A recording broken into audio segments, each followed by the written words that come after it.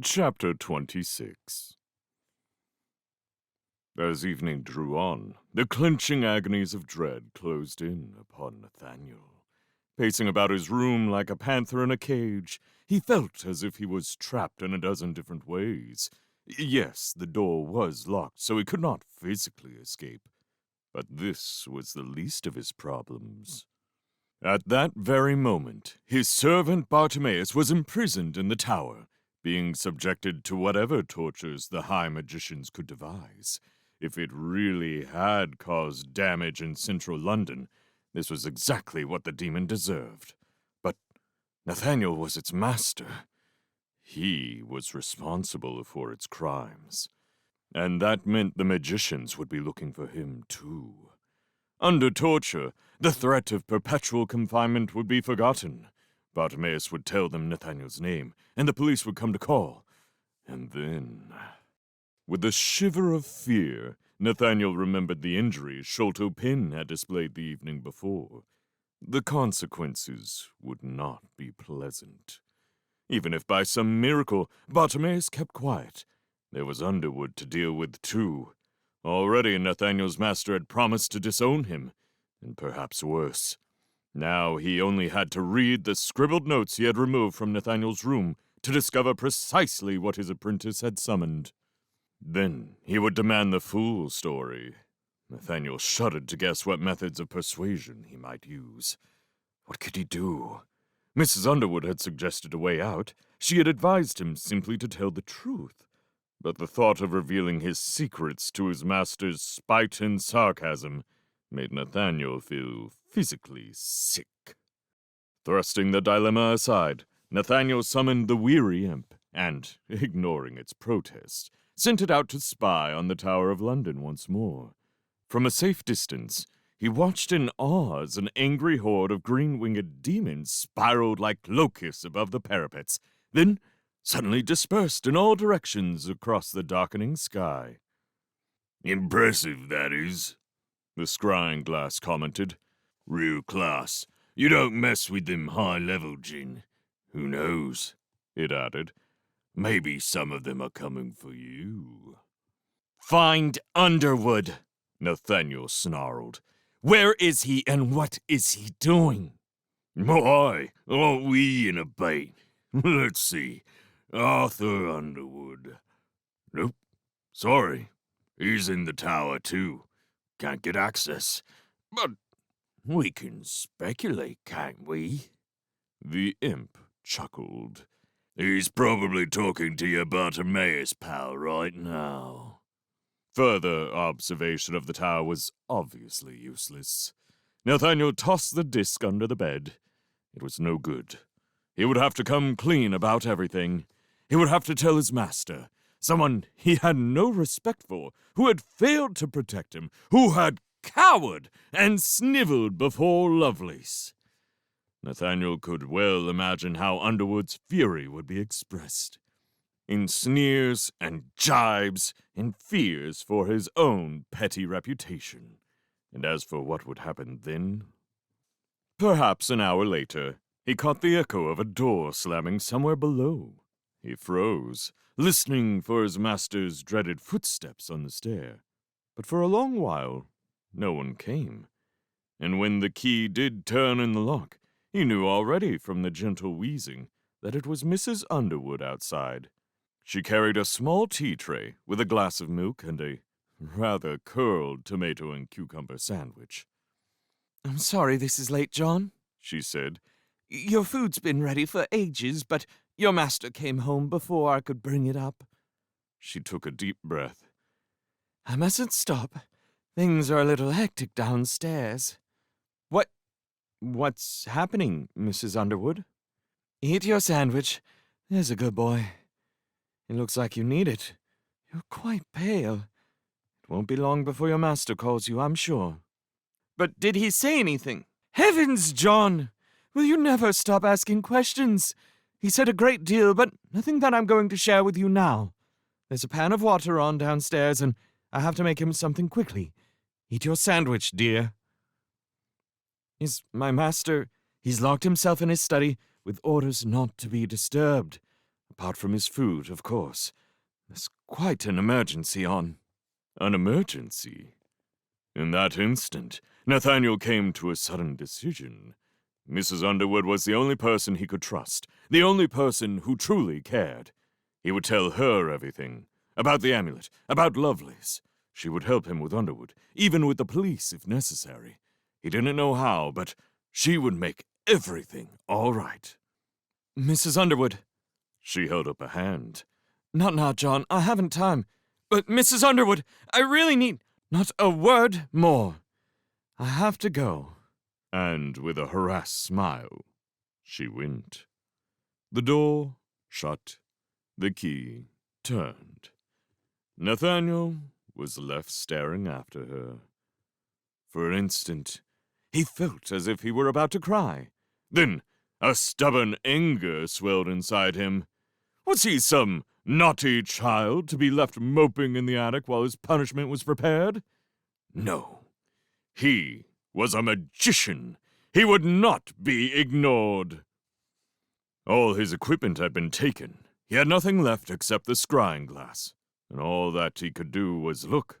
Still, looking might lead to knowledge, and knowledge was power.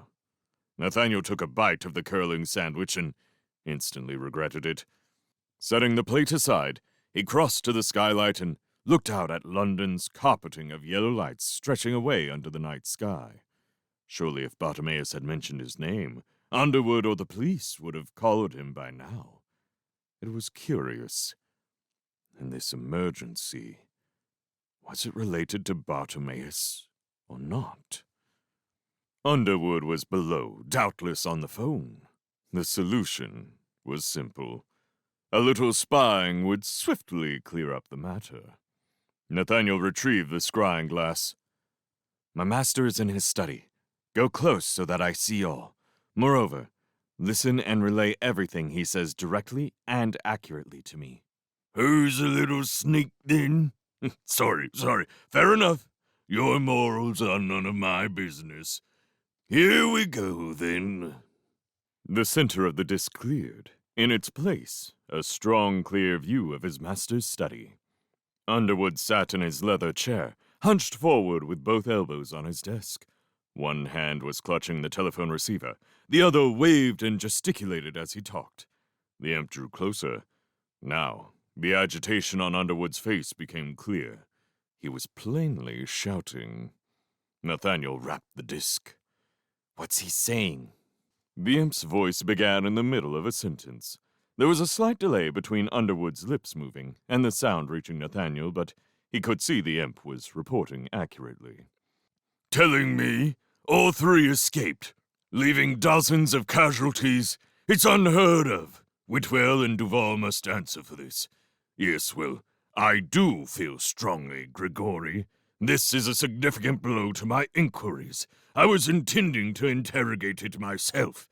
Yes, me, because I'm sure it is linked to the artifact thefts. It's the latest escalation.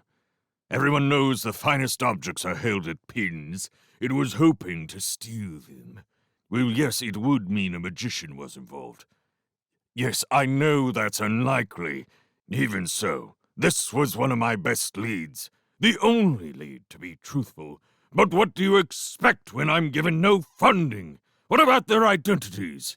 No joy there either. This will be a kick in the teeth for Jessica. That's one good thing to come out of the whole sorry affair. Yes, I suppose so. And listen, Grigori, changing the subject for a moment, I wanted to ask your opinion on something more personal. At this, the imp's commentary stopped, though Underwood was evidently still talking, his mouth close up to the receiver. Nathaniel applied an improving shock to the disc, at which the imp's face appeared. Oi! There was no call for that. The sound. Where's the sound? He's whispering, ain't he? I can't hear a thing, and it ain't safe to go any closer. Let me hear it. But boss, you know there's a safe limit. Magicians often have protective sensors. You know, even this guy. Nathaniel's face felt sore and puffy under the strain. He was past caution. "Do it! You won't want me to ask again." The imp did not answer. Underwood's face reappeared, so close it almost filled the center of the disc. The hairs tufting from his nostrils were rendered in loving three-dimensional detail. The magician was nodding. "I agree. I suppose I should be flattered. Yes, looking at it that way, the boy is a testimony to my hard graft and inspiration. Now, my old master—" He broke off with a wince and a shudder, as if something cold had brushed against him. "Sorry, Grigori. It was just... I felt..." Nathaniel saw the eyes narrow, the familiar brows beetle sharply. At this, the image on the disc suddenly broadened out, as if the imp were retreating hurriedly across the room. Underwood uttered a loud syllable. The imp's voice tried to copy it, but cut out midway, as if turned off like a radio. The image remained, quivering strangely. Nathaniel couldn't suppress a catch in his voice. "Imp? What's going on?" Nothing. Silence from the imp. "I order you to leave the study and return to me." No answer. The image in the disc was not reassuring. Shaky though it was, Nathaniel could see Underwood putting down the telephone, then slowly rising and coming round to the front of his desk, all the while peering hard, up, down, in every direction, as if hunting for something he knew was there. The image shook still harder. The imp seemed to be redoubling its efforts to escape, but to no avail. In mounting panic, Nathaniel applied a few frantic shocks to the disc in vain. The imp was frozen, unable to speak or move. Underwood crossed to a cupboard at the back of the study, rummaged within it, and returned carrying a metal cylinder. He shook it. From 4 small holes at its top, a white powder was emitted, which quickly spread out to fill the room. Whatever the powder did, the effect was immediate. Underwood gave a start and stared upwards, directly at Nathaniel. It was as if the disc was a window, and he was looking directly through it. For a moment, Nathaniel thought his master could actually see him. Then he realized it was simply the suspended imp that hung revealed. Horror-stricken, Nathaniel watched his master bend down to the carpet and pull at a loop of ribbon. A great square section of carpet peeled up and fell away to one side. Below were 2 painted pentacles. His master stepped inside the smaller, never for one moment taking his eyes away from the frozen imp. He began to speak, and within seconds, a tall, misty apparition appeared within the larger circle. Underwood uttered a command. The apparition bowed and vanished. To Nathaniel's amazement, Underwood's body seemed to shimmer and slide away from itself. His master still stood within the pentacle, but another version of his master, ghost-like and see-through, stood alongside it. The ghostly form lifted into the air, kicked its heels, and began to float forwards, straight to where the helpless imp was still relaying the view from the study. Nathaniel screamed commands and shook the disc in a fury, but could do nothing to stop his master's slow approach. Closer, closer. The spectral eyebrows were lowered, the glinting eyes never looked away. Now, Underwood's form swelled to fill the disc. It seemed as if it would break right through. Then nothing. The disc showed the study again, with Underwood's physical body still standing motionless in the pentacle. Despite his panic, Nathaniel knew all too well what was happening. Having located the spy and safely frozen it in position, Underwood had decided to follow the imp's astral cord back to its source to learn the identity of the enemy magician. Such sources might be many miles away. Perhaps his master was expecting a long journey in his genie-controlled form. If so, he was about to get a surprise. Too late. Nathaniel realized what he had to do. The window! If only he could throw the disc out into the street, perhaps his master would not guess. He had only taken 2 strides in the direction of the skylight when, without a sound, the translucent head of Arthur Underwood welled up through the floorboards.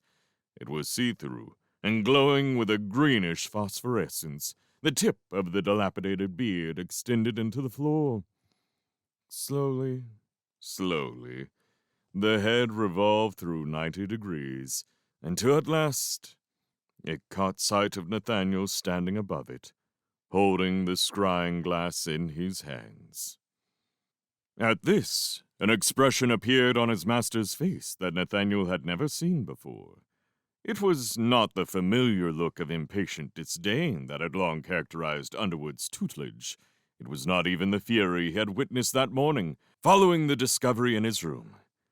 Instead, it was firstly a look of extreme shock, and then a sudden explosion of such malice that Nathaniel's knees gave way. The disc fell from his hands. He slumped against the wall. He tried to speak, but could not. The ghostly head stared at him from the center of the floor. Nathaniel stared back, unable to tear his eyes away. Then, very muffled and distant, perhaps because it was uttered by the physical body in the study far below, Underwood's voice came sounding from inside the upturned disc. "Traitor." Nathaniel's mouth opened, but let forth only a strangled croak. The voice spoke again. "Traitor! You have betrayed me! I shall discover who is guiding you to spy on me!" No one. There's no one. Nathaniel could only manage the barest whisper. "Prepare yourself! I shall come for you." The voice faded. Underwood's head descended, spiraling into the floor. The phosphorescent glow vanished with it from the room. With trembling fingers, Nathaniel picked up the disc and peered into it. After a few seconds, the view of the study grew misty as his master's spirit form passed back through the imp. It drifted away across the carpet to where the body waited. Coming alongside, it adopted the exact same posture and merged in with itself. A moment later, Underwood was himself again, and the shadowy apparition had reappeared in the other circle. With a clap of the hands, Underwood dismissed the genie. It bowed and vanished. He stepped out of the pentacle, eyes blazing, and strode out of shot towards his study door. At this, the spell on the imp was lifted, and the baby's face returned to the disc. It blew out its cheeks with relief. "Whew! I don't mind telling you, that was bad for my system," it said. "Having that horrible old geezer drifting straight through me and right up my cord. It gives me the willies just to think about it. It really does." Shut up! Shut up! Beside himself with terror, Nathaniel was trying to think. "Look, do us a favor," the imp said. "You haven't got much time left. Couldn't you just free me now, before you die? Life gets so dreary in this disc, you don't know how lonely it gets. Go on, boss. I'd really appreciate it." The baby's attempt at a winning smile was interrupted as the disc was hurled against the wall. "Oh! Well, I hope you enjoy what's coming to you, then." Nathaniel ran to the attic door and rattled desperately at the handle. Somewhere below, he heard his master's footsteps hastening up the stairs. "He's really angry," the imp called. "Even his astral form practically pickled my essence as he went by. I wish I wasn't facing the floor. I'd love to watch what happens when he gets in here." Nathaniel sprang at the wardrobe, pushed at it frantically.